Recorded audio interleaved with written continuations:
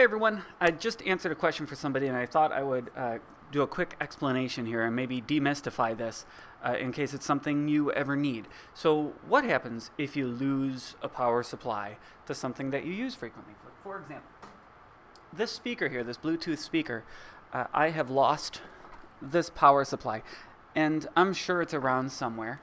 But you know what? I'm not even sure which one belongs to this one anymore because I didn't label it. So step one, you could label these things as soon as you get them, put a little piece of tape on it and what it's for. But it's not that important, because here's why. We can find one that will work with this pretty quickly if we're looking for the right things. Now, I bet you have a couple extra of these at home too. Whenever I have a piece of equipment that is broken or thrown out, I will keep the power supply right here so that I can reuse them for certain things. Let's take a look at which one is going to work on that. It's not as simple as just plugging it in and trying, because I don't want to break this, right? I don't want to accidentally give it something it's not meant for. So the things we are looking for, and it's labeled right on here. Right here. And if it's not labeled on your piece here, on your piece of equipment, then you might need to look up the manual for it. But right here, it's labeled. And rather than get super fancy, just going to show you what the labels are and what they mean. Now, your equipment is either going to be AC or DC. Okay? AC or DC.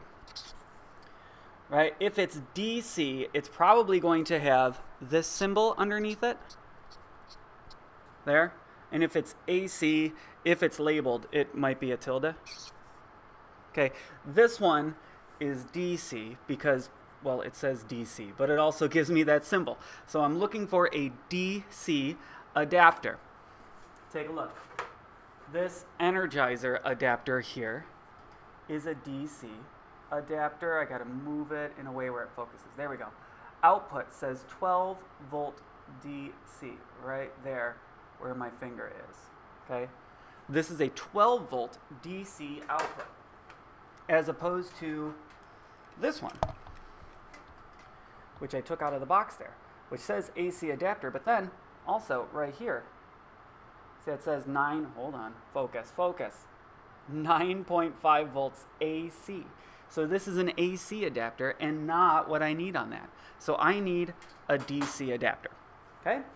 It also says this, and this is the symbol. Watch. There's a minus and a plus. Okay, and we're talking about the tip. We're talking about the polarity. In this case, this needs a positive tip, which looks like this. So you're going to have two lines coming in. Okay. There. See how this one, the positive, is going to the tip.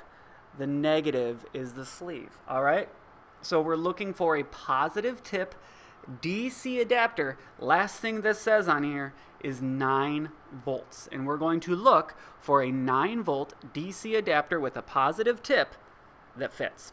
Okay? 9 volt.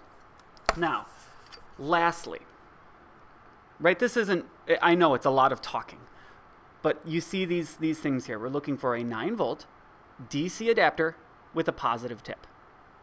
Okay? Lastly, there's amperage and there's milliamps. So I have a bunch of different 9 volt adapters that are going to fit.